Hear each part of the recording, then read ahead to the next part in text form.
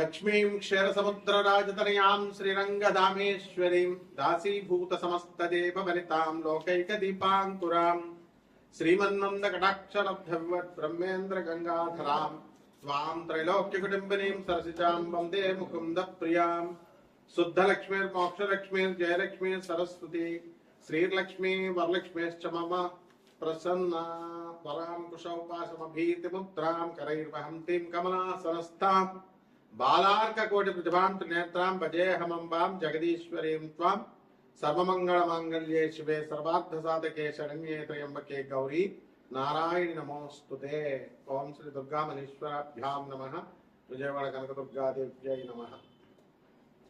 మనకి ఇప్పుడు శుక్రమహాదశ, ప్రతి మనిషి కూడా శుక్రమహాదశ కోసం ఎదురు చూస్తూ ఉంటాడు. శుక్రమహాదశలోనే మనకి అక్రమార్జితమైనటువంటి ధన సంపాదన వస్తుంది అని శాస్త్రం చెప్తుంది. అయితే మనకు శుక్రుడు ఉన్నటువంటి పరిస్థితులను బట్టి ఈ యొక్క శుక్రమహాదశ అనేటటువంటిది అక్రమార్జితమా న్యాయార్జితమైనటువంటి ధనాన్ని ఇస్తుందా అన్నది చెప్పబడుతుంది అనమాట. అలాగే ఇప్పుడు ప్రస్తుతము డిసెంబర్ 5, 2025 సంవత్సరం నుంచి ఫిబ్రవరి 1వ తేదీ 2026 సంవత్సరం వరకు కూడా శుక్ర మోఢమి జరుగుతోంది. అంటే మనకి ధనాన్ని ఇచ్చేది, భార్యనిచ్చేది, స్థలాలనిచ్చేది, ఇల్లుల్నిచ్చేది, సుఖ సంతోషాలనిచ్చేటటువంటి ఆ శుక్రుడే బలహీనుడైపోయాడు, అస్తంగత్వగతుడయ్యాడు. అంటే రవితో యూనియన్, రవితో కలిశాడు. కలవడం వల్ల ఏమవుతుందంటే ఈ రవి పెద్ద గ్రహం, చాలా బ్రైటర్ గ్రహం, చాలా లైట్ ఎక్కువ కదండి మనకి. ఈ శుక్రుడేమో కొంచెం కాంతి తక్కువ ఉన్నటువంటి గ్రహం. ఇప్పుడు బయట పట్టపగలు 12 గంటలకి మనం 200 వాట్ల బల్బు పెట్టామనుకోండి, ఎంత వెలిగిస్తున్న 200 వాట్లు ఆ పగలు అసలు ఏం కనపడదు. మనకి సూర్యుడి కాంతి ముందు అది కళావిహీనం అవుతుంది. అదేవిధంగా మనం అదే లైట్ ని చీకటి గదిలో పెడితే 200 వాట్లు అంటే బ్రహ్మాండంగా గది అంతా కనపడుతుంది. అంటే ఏమైందనమాట, సూర్యకాంతి ఆ యొక్క 200 వాట్ల లైట్ ని లాగేసింది. అదే విధంగా మనకి ఈ శుక్రమూఢమిలో ఈ రవి ఏం చేస్తాడంటే మొత్తం శుక్రుడి యొక్క ఎనర్జీని, శుక్రుడి యొక్క శక్తిని, శుక్రుడి యొక్క కాంతిని అంతా లాగేసి శుక్రుడిని బలహీనుని చేసేస్తాడు. దాంతో శుక్రుడు ఏమి చేయలేని నిస్సహాయ పరిస్థితిలోకి వచ్చేస్తాడు. ఆయనే నిస్సహాయ పరిస్థితిలోకి వచ్చినప్పుడు మనకేమిస్తాడండి ఆయన? మన ఫ్రెండ్ అప్పుడుతాం మన ఫ్రెండ్ దగ్గరే డబ్బులు లేవనుకోండి, మనకేమిస్తాడు ఆయన? ఆ విధంగా ఆ శుక్రుడు బలహీనమైపోతాడు. కాబట్టే మూఢాల సమయంలో మనము వివాహాలు చేయకూడదు అంటారు. ఎందువల్లంటే ఆ అమ్మాయికి ఆ అబ్బాయికి చూడగానే పరస్పరం ఆకర్షణ కలగాలి, మ్యూచువల్ అట్రాక్షన్ ఉండాలి, ఒకళ్ళ మీద ఒకరికి పరస్పర గౌరవభావం ఉండాలి. వీడు మొగుడు, నాకు నేను రెస్పెక్ట్ ఇవ్వాలి, గౌరవాన్ని ఇవ్వాలని ఉండాలి. అంతేగాని ఏంట్రా అంటే ఏంటి నువ్వు చెప్పేది నాకు అంటే ఆకర్షణ లేనట్టు అనమాట.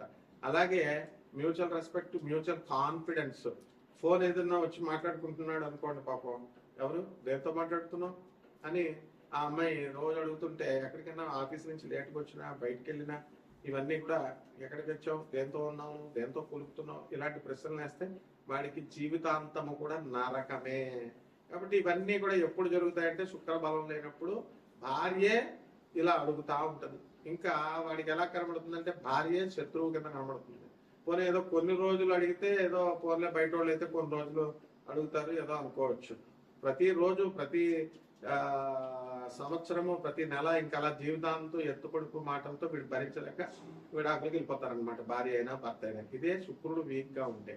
కాబట్టే మనం ఏం చేయాలంటే కక్కుర్తి పడకుండా మనము ఈ యొక్క పెళ్లిళ్ళు చేసేటప్పుడు ఈ శుక్రమూఢంలో మనం పెళ్లిళ్ళు చేయొచ్చా, చేయకూడదా, పెళ్లి చూపులకు వెళ్ళొచ్చా, వెళ్ళకూడదా, అసలు జాతకం ఎలా ఉంది, అసలు ఆ పెళ్లి కొడుకు శుక్రగ్రహం ఎలా ఉంది, ఆ యొక్క పెళ్లి కూతురు శుక్రగ్రహం ఎలా ఉంది, ఇవన్నీ కూడా మనం చూసుకోవాలి. ఒక జ్యోతిష పండితుడిని అడగాలి.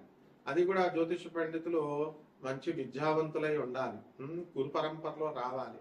అప్పుడే మనకి కరెక్ట్ గా మనకి చెప్పగలుగుతారు.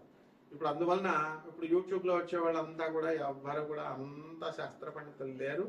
కాబట్టి ఎట్టి పరిస్థితుల్లో కూడా కమర్షియల్ ప్రతి ఒక్కరికి తెలిసిందే, మీ అందరికీ కూడా.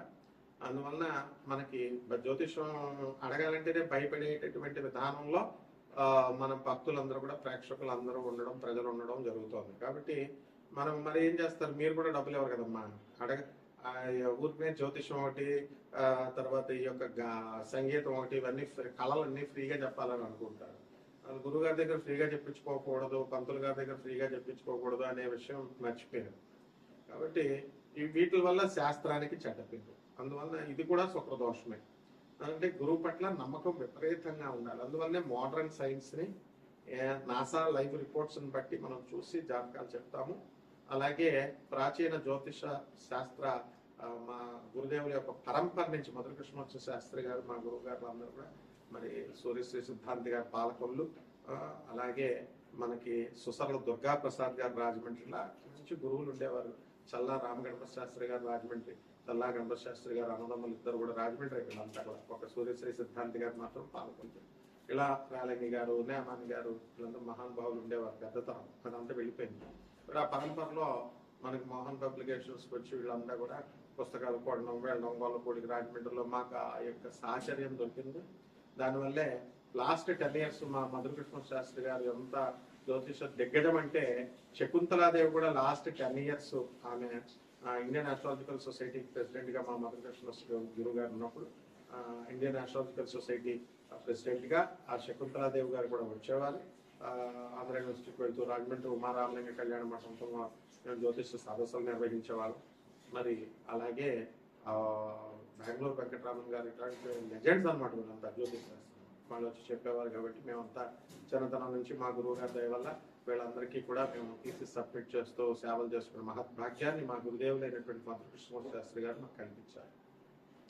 కాబట్టి వారి యొక్క మా శాస్త్రి మధురకృష్ణ శాస్త్రి గారు ఎవరండి, ఆ తరం వాళ్ళు ఎవరు కూడా కమర్షియల్ గా ఉండేవారు కాదు. కాబట్టి మనం అదే పరంపరను కొనసాగించాలి. కాబట్టి నాన్ కమర్షియల్ ఆస్పెక్ట్ తో మనం జ్యోతిషంలో ఎవరికైతే కావాలనుకుంటున్నారో సందేహాలు, అటువంటి వాళ్ళందరూ కూడా వాళ్ళ యొక్క పూర్తి జాతకాన్ని మన ద్వారా తెలుసుకోవచ్చు. అంటే కంప్లీట్ గా వాళ్ళ డేట్ ఆఫ్ బర్త్ అవి ఇవ్వాలి, ఇచ్చి వాట్సాప్ చేయండి. నాకు ఫోన్ చేస్తే మేము బయట ఉంటాము, ఎత్తలేము.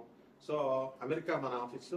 డబ్బుల కోసం ఏం భయపడద్దు, డబ్బులు కాదు. మనకు కావాల్సింది ఏంటంటే జగద్గురువులైనటువంటి స్వామి వివేకానంద, రామకృష్ణ పరమహంస, ప్రభాత్ రంజన్ సర్కార్, ఆనందమూర్తి గారు, రమణ మహర్షి, ఇటువంటి మహర్షుల దగ్గరికి మిమ్మల్ని నేను ఒక పోస్ట్ మ్యాన్ లాగా మిమ్మల్ని డ్రైవ్ చేస్తూ తీసుకెళ్ళడమే మేము జ్యోతిష్యం చెప్పడంలో ఉద్దేశం. కాబట్టి నేను ఒక ప్రొఫెసర్గా మరి ఈ యొక్క ఆనంద మార్గాకి ఆశ్రమానికి 200 దేశాల్లో మా యొక్క బ్రాంచీలు ఉన్నాయి. 300 బ్రాంచీలు ఇండియాలో ఉన్నాయి. అనాథ పిల్లల్ని మేము పోషిస్తాము. అలాగే స్కూల్లో చాలా తక్కువ ఖర్చుతో మేము మా స్వామీజీలందరూ కూడా 10,000 మంది స్వామీజీలు అందరూ కూడా చూసుకోండి. ఆనంద మార్గ ఆశ్రమం గూగుల్ చేయండి, యూట్యూబ్లో చూడండి, అన్నీ ఉంటాయి. అంత ఇంటరాక్చువల్ సొసైటీ అది. కాబట్టి మనము మీరంతా కూడా కక్కుర్తి పడద్దు ఈ శుక్రగ్రహం గురించి తెలుసుకోవడానికి. ఆ శుక్రగ్రహం యొక్క ఫలితాల గురించి, మీకు ఇచ్చేటటువంటి ప్రతికూల ఫలితాల, ఇవన్నీ కూడా మనం తెలుసుకుందాం. కాబట్టి మన ఛానల్కి చక్కగా సబ్స్క్రైబ్ చేయండి, లైక్ చేసుకోండి. మరి చక్కగా మీరందరూ కూడా మరి మౌర్య, మరి దత్తు, ఇలాగా వేణు, వీళ్ళంతా కూడా ఏదో వాళ్ళ తోచిన రీతులు మీకు సేవలు చేస్తున్నారు. కాబట్టి ఉపయోగించుకోండి. మిగతా జ్యోతిష్కుల సంగతి నాకు తెలియదు, కానీ మనమైతే నాన్ కమర్షియల్ కాబట్టి జాగ్రత్తగా చూసుకోండి. ఇక శుక్రగ్రహం ఏ విధంగా 12 రాశుల వారికి, 12 రాశుల వారికి అందరికీ కూడా ఏ రాశుల వారికి ఎలా చేస్తుంది అన్నది విడివిడిగా మనం ఒక్కొక్క రాశిని మనం చూసి తెలుసుకుందాం. మేషరాశి వారికి అందరికీ కూడా మనకి ఈ యొక్క శుక్రగ్రహ మోహం వల్ల వివాహాలు అనేటటువంటివి ఇప్పుడు కనీసం ఆ ప్రస్తావన ఎత్తకూడదు అనమాట. పెళ్లి చూపులకు వెళ్ళకూడదు. అదేవిధంగా సినీ నాయకులకు మనం చెప్పున్నాం, శుక్రమూఢంలో రాజకీయ నాయకుడు అవ్వచ్చు, సినిమా నాయకుడు అవ్వచ్చు. పాపం ఏదో మంచి చెప్పాలనుకున్నటువంటి శివాజీ గారు, హీరో శివాజీ గారు, అనసూయ గారు, ఆ ఇద్దరు కూడా ఎవరి అభిప్రాయాలు వాళ్ళు చెప్తారు. కానీ అది పెద్ద కాంట్రవర్సీగా మారిపోయింది. దీనికి కారణం ఏమిటంటే శుక్రగ్రహం వీక్గా ఉంది. కాబట్టి భార్య, ఈ యొక్క మేషరాశి వారికి అందరికీ కూడా మీరు ఏదైనా చెప్తే అది ఉల్టాగా అర్థం చేసుకోవడము, మీ ఆఫీసులో పనిచేస్తున్నటువంటి స్త్రీలందరూ కూడా ఉల్టాగా అర్థం చేసుకోవడం ఇలా ఉంటాయి. అప్పిచ్చి కొంచెం మర్యాదగా అడగకుండా ఉంటే వాళ్ళు చాలా మంది రివర్స్లో రేప్ కేసులు, అత్యాచారం కేసులు కూడా పెట్టినటువంటి సందర్భాలు ఉన్నాయి చాలా మందికి. సో మేషరాశి వారికి అసలే ఏలినాటి శని జరుగుతుంది కాబట్టి ఆడవాళ్ళతో కాస్త జాగ్రత్తగా ఉండండి ఈ యొక్క ఫిబ్రవరి 1 వరకు 2026 సంవత్సరం వరకు. ఆ తర్వాత ఈ యొక్క మేషరాశి వారికి ఆదాయాలు మనం కనుక తీసుకున్నప్పుడు ఆదాయాలు లాస్ట్ మంత్ కంటే కూడా డౌన్ అయిపోతాయి ఇప్పుడు శుక్ర మూఢం కాబట్టి. ఫిబ్రవరి 2 వరకు ఆదాయాలు ఏమి ఉండవు పెద్దగా. వ్యాపారాలు జరుగుతూ ఉంటాయి, డిపార్ట్మెంటల్ స్టోర్స్, కిరాణా షాపులు, టిఫిన్ సెంటర్లు బ్రహ్మాండంగా. అసలు టిఫిన్ సెంటర్ అంటే బ్రహ్మాండంగా సాగాలి. మన మెయిన్ సెంటర్స్ లో ఉన్నటువంటి వాళ్ళకి కూడా చాలా మందికి మేషరాశి వాళ్ళకి వ్యాపారం అది విచిత్రం అన్నమాట. ఆ విధంగా మనము దీనంతటికీ ఏంటంటే నెగిటివ్ ఎనర్జీస్ ఉన్నటువంటి వాళ్ళు ఒక్కళ్ళు వచ్చినా సరే మనకి హోటల్లో బేరం రాకపోవడము ఇలాంటివన్నీ జరుగుతూ ఉంటాయి. అండ్ పోలీస్ కేసుల్లో ఇరుక్కోవడము ఇలాంటివన్నీ కూడా పెద్ద పెద్ద ఛానల్స్ వాళ్ళకే ఇలా జరుగుతూ ఉంటాయి. హోటల్ అంతా చెప్పండి. అదేవిధంగా ఈ యొక్క శుక్రమూఢంలో మనకి ఒక్కొక్క వ్యక్తిని మనం చూసినప్పుడు పాజిటివ్ ఎనర్జీ ఉన్నటువంటి వాళ్ళు మనం టిఫిన్ తినడానికి వెళ్తే 4-5 అప్పుడు దాకా ఖాళీ ఉంటుంది, 4-5 వచ్చేస్తారు. దీనికి కారణం ఏంటంటే పాజిటివ్ ఎనర్జీ మనలో ఉన్నప్పుడు డెఫినెట్ గా మంచిగా జరుగుతుంది. ఇవన్నీ కూడా పాజిటివ్ ఎనర్జీ అనేటటువంటి ఇప్పుడు మేషరాశి వారికి ఉంది కాబట్టి ఈ యొక్క గురుగ్రహం మిథున రాశిలో ఉన్న మరి 2 ఫిబ్రవరి 2024 సంవత్సరం వరకు కూడా 2026 సంవత్సరం జూన్ 2 తారీఖు వరకు కూడా మనకి ఆదాయాలు ఎలా ఉన్నప్పటికీ ఖర్చులు అధికంగా ఉండడం అనేటటువంటివి జరుగుతాయి. కాబట్టి ఈ మేషరాశి వారి రైతుల దగ్గరికి వచ్చేసరికి రైతులు వ్యవసాయంలో మంచిగా సంపాదిస్తారు. కమర్షియల్ క్రాప్స్ అవి వేసుకోండి. వ్యవసాయం ఆ తర్వాత ఈ యొక్క పౌల్ట్రీ ఫారాలు, పాడి పంటలు అంటే ఆవులు, గేదెలు ఈ వ్యాపారాలు చేసేటటువంటి వాళ్ళు, పాల పరిశ్రమ వీళ్ళకి ఆదాయాలు బాగుంటాయి. సాఫ్ట్వేర్ కంపెనీలు నడుపుతున్నటువంటి వాళ్ళకి ఉద్యోగాలు అనేటటువంటివి కాస్త ముందుకు వచ్చి జరుగుతూ ఉంటాయి. విదేశాల కోసం వెళ్ళేటటువంటి వాళ్ళకి అడ్డంకులు ఏమి ఉండవు.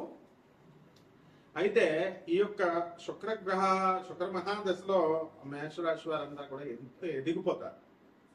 ఎవరికైనా సరే మీ జాతకంలో పర్సనల్ జాతకంలో కనుక శుక్రుడు మంచి స్థానంలోకి వచ్చినప్పుడు ఇల్లు లేనటువంటి వాళ్ళు ఇల్లు కొనుక్కోవడానికి, స్థలాలు లేనటువంటి వాళ్ళు స్థలాలు కొనుక్కోవడానికి ఇవన్నీ కూడా ఎక్కువ అవకాశాలు అనేటటువంటివి ఉన్నాయి.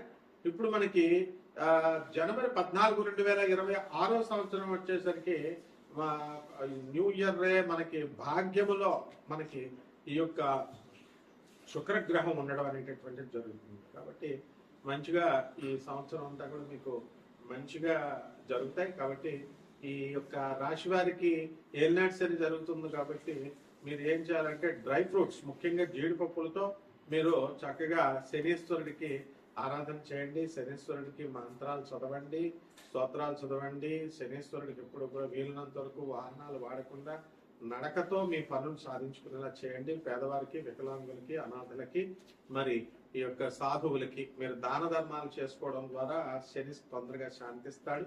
మంత్ర జపం అనుష్ఠానానికి ఎక్కువగా ఉంటుంది. ఇక నీలం మనీ పెట్టుకోవచ్చు కానీ మనీ ఖరీదైనటువంటివి కాబట్టి మీరు వాటి కంటే కూడా మంత్రానికి ఎక్కువ ప్రాధాన్యత ఇచ్చి ఆంజనేయ స్వామి వారికి కానీ వెంకటేశ్వర స్వామి వారికి కానీ చేసుకోండి.